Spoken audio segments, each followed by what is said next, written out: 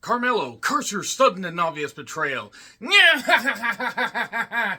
was me all along, Trick Williams. I guess you could say that Trick got clipped.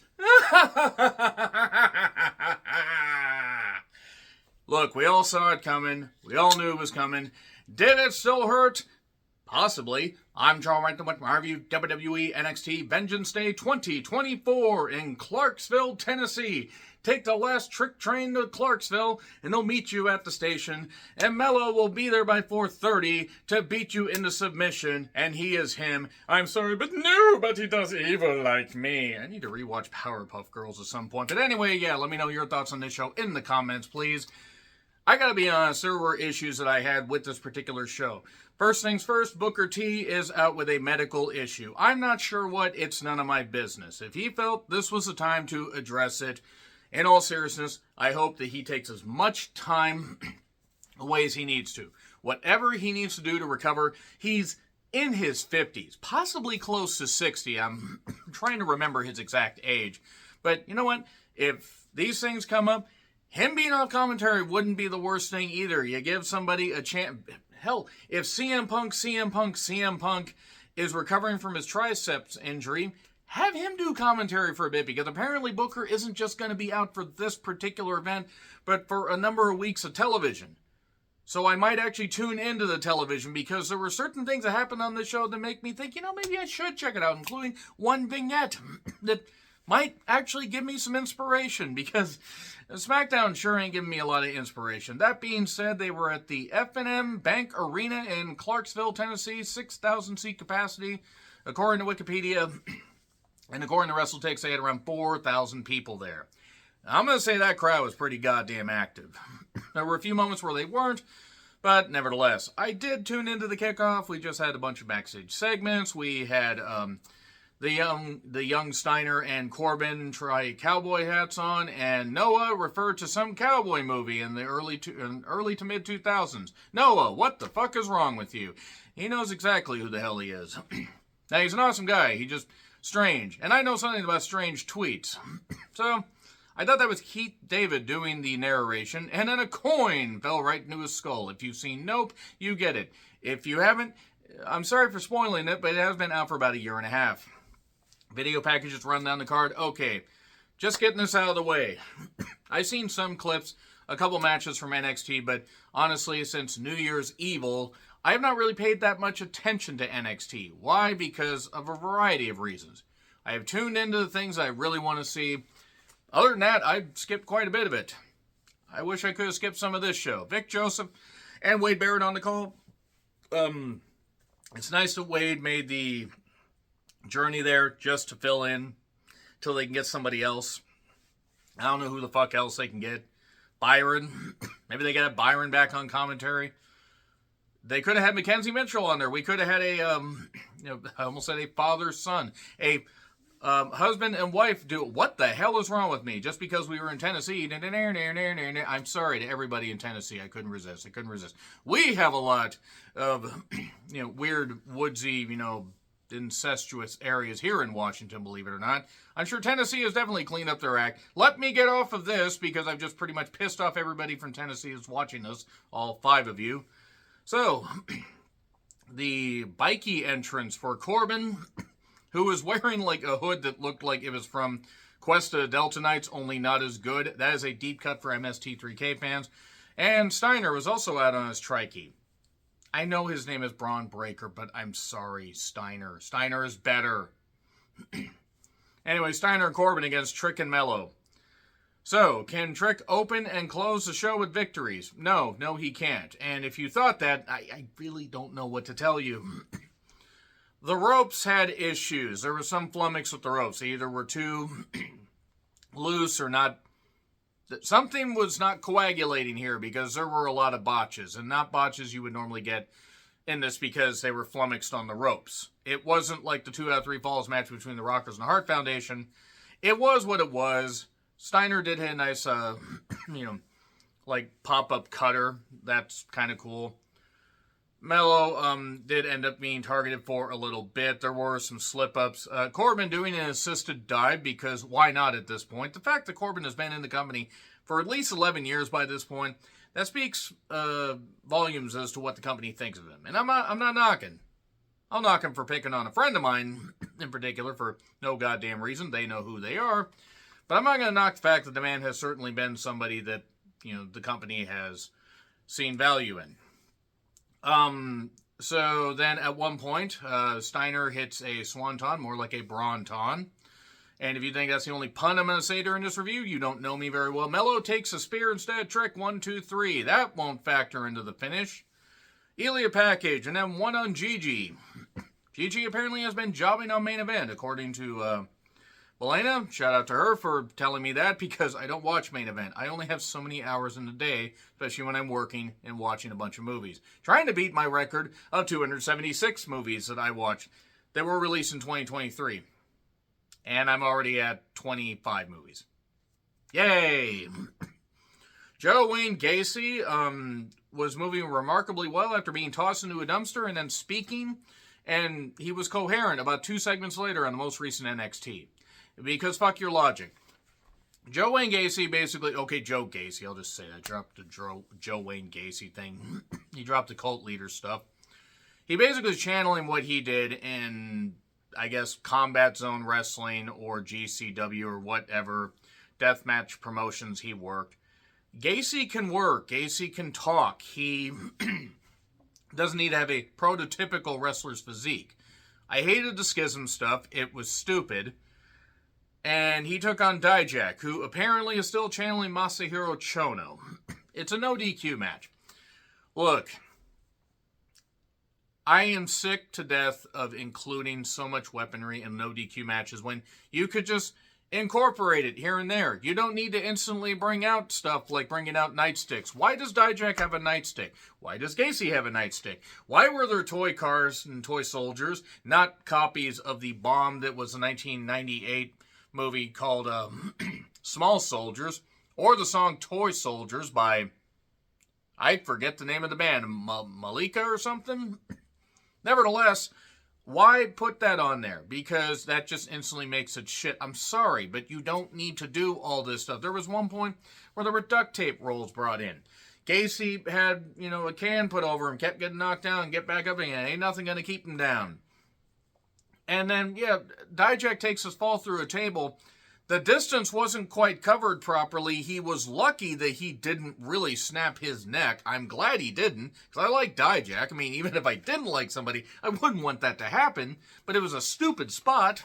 And then, you must have a pinfall or submission inside the ring. I mean, at this point, you're using goddamn little toys on a table.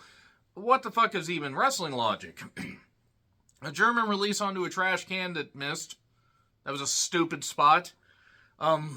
Duct tape over the eyes, but Dijak was able to hit the feast your eyes, but he couldn't see him. Now it's a blindfold match. I wish I was blindfolded watching this. And, Dijak won. Shit. This was shit. And again, Gacy can work. I like Dijak, but this was bad. This was really bad. This probably is the best use for Gacy, just a dialed-down version of what he did on the indies. I still want to say deathmatch wrestling is fucking bullshit, and I will always say that to me. So apparently they're doing a Women of NXT calendar. And this is JC James' way to pay off the debt that Chase University owes. A fake university owing a debt to another fake. I hate to use the word fake, but when you say do stuff like this, I have to point it out. So, cool. A lot of calendars. Well, it was her and Thea and 2 others. I did not catch their names. Nothing against them. Didn't catch their names. Why is JC not competing for the championship, or at least in a better feud than this? Is she injured and they just have to have her? And so I guess, if she's injured, I hope she recovers. If this is the best they have for the love of God, call her up to do something. All right. Out the mud. They ain't ever getting out of the mud with this goddamn thing. You have Lucian Price and Bronco Lubbock, or whatever the hell his damn name is, and Jada Parker, who went to the Zack Ryder School of Gear Making, based on that. Boy, howdy, she pulls out that gear better than Zack Ryder did. And taking on the family, Tony D, Stax, and Rizzo, or the Riz, or... Really? Really? What are these names? Shawn Michaels, book better shit. What has happened to NXT? I mean, honestly, what has happened to NXT? Because Tony D's about the only one that really should have been on this stage. The women tried. They tried. They tried. I'll give them that much.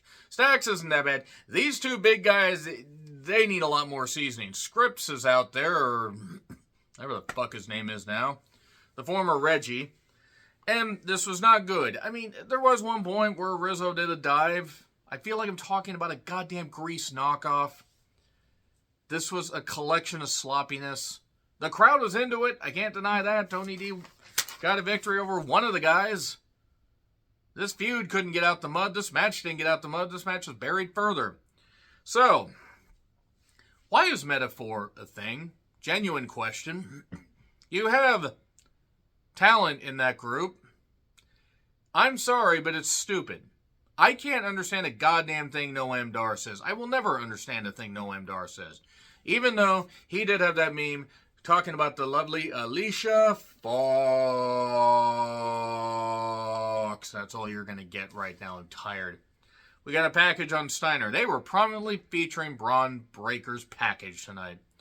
Kiana and some blonde Izzy. I actually forgot her name. I genuinely forgot her name. I know she showed up at a recent event. I want to say it was Deadline. I'm not knocking her, but they're talking about the NXT women's roster. Mello tells Trick, hey, you got to win this on your own. And Trick says, no. When I win, I need you there with me. Trick, you idiot. You idiot. He's going to whoop you, Trick. Lyra Valkyria versus Roxanne Perez. NXT Women's Championship. They built this up well. It was pointed out to me that Roxanne has gotten better on promos. I counter with she couldn't have gotten any worse. Sure, she's gotten a little bit better. Probably because they said, please just sound like an actual human when you talk. Roxanne can work. Her work is wise beyond her years. And, like as far as somebody with her experience level, even though she's wrestled for a few years, she's really good. Lyra is really good. There were feathers all over the goddamn ring already. Like we were reenacting the end of Stir of Echoes. That's a deep cut. That's the only movie from the 90s I could reference that had feathers in it, because the other one would have gotten me in a lot of trouble. Should have put them on a list. Anyway, Lyra was acting a bit more heelish, just a bit more, but Roxanne was a lot more fired up. They were doing some good shit here. Doing some good shit. I was actually really all prepared to put this on my match of the year list, possibly, maybe. At least put it on a list for consideration. There were hard strikes by both, and then Lola Vice shows up. I've seen enough of Lola Vice to know that she has energy. Boy, does she have energy. And she tried in this. The whole breakout tournament thing, cashing in mid-match like the Money in the Bank contract, I think is stupid. I understood when Obafemi did it and cashed in after Dragon Lee had defended the championship. That was fine. Cash in after that, okay, whatever. It negates the Money in the Bank briefcase, but splitting hairs here, and I don't have a lot of hair left. But Lola Vice got in there, and the crowd really wasn't into it. I mean, they did some good spots, but it got messy. Lola has improved. Lyra hit a splash. We kept getting breakups in the covers. And we got the power of Djibouti. We got Tatum, who got laid out, by the way, trying to stop Lola's cash-in. Tatum then tried to lunge at Lola, got thrown into Roxanne. The crowd was booing probably because the spot didn't look that good. All due respect to the people. I like Tatum. That wasn't great. And then Nightwish, 1, 2, 3, Imaginarium, A Dream Emporium, and Lyra being a Nightwish fan. God, I love her. If you don't know what Nightwish is, YouTube Nightwish. You might enjoy their music. They've gone through about 50 million singers after Tarja Tulian, or however you say her name, got a little bit egotistical, but nevertheless. Lyra retains, pinning Lola. Good job with your cash in there. Proper thought put into that. Then we get packages on the family and Mello. More JCU calendar stuff. Some guy named Riley. I think Riley Ace of Spies or Riley Osborne, whatever. Riley something. I don't know what the hell is it. I saw him once. He faced Obafemi and lost. I don't know what his name is. He's from the UK or somewhere in those environs, or space for all I know. He hits on Thea, asking if Thea wants to be his Valentine. Guys, it's a wrestling show. Whatever. Is what it is. Some package about somebody having 3 faces, and apparently is Japanese related. Some are saying Okada. Maybe Okada hasn't signed with AEW. I don't know. Maybe it's him. Maybe it's Julia from Stardom. I'm good with both. I'm good with either. I really hope that it is one of the two. If it's Julia, I might actually have to tune into NXT more often because she's really good. What I have seen from her Stardom run, she is really good. What I have seen her do on the New Japan US shows, she has that star quality. She looks great, and she can work. If it's Okada, if they got Okada, putting Okada in NXT, though, I mean, they put Nakamura in NXT, so whatever. Who do you think it is, Okada or Julia? Answers in the comments, please. So, Obafemi, who I think might actually be one of my favorites of the year already. I mean, when I saw him beat Dragon Lee, that was great. He beat Dragon Lee for the North American title. They have something with this guy. They really do. He's only like 22 or 23. So as long as injuries don't get a hold of him or personal habits, as long as he doesn't self-destruct or decide to leave wrestling, he could have a good 15-year career here. In wrestling in general, he is a big lad, really good, really powerful, has those intense eyes.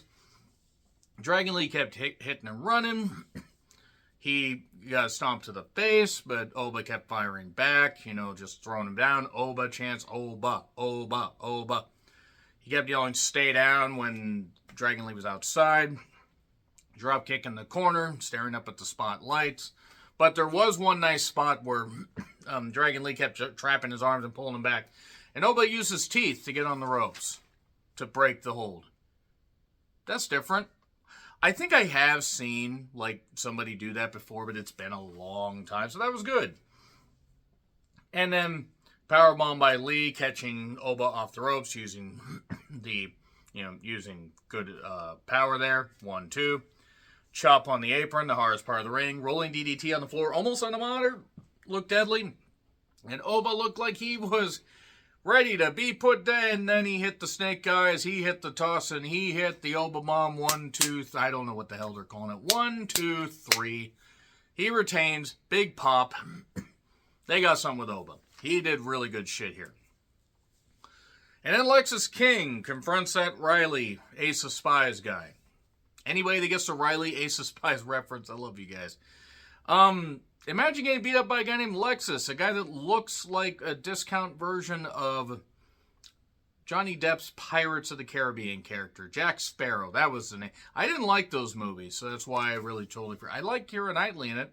I like Keira Knightley in and out of the movies. Moving on from that, here's Ava. They had to turn down the booze. Look, nobody should be flooding her Instagram, flooding her social media with bad comments because they don't like what her dad's doing. I'm not saying that Ava's necessarily cut out for this stuff, but we can boo her on the merits of whether she's good or not instead of who she's related to.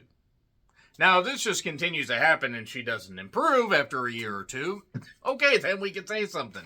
Let's not be that mean-spirited. Also, I think we're all getting worked by this Rock, Roman, Cody stuff. I'm just saying.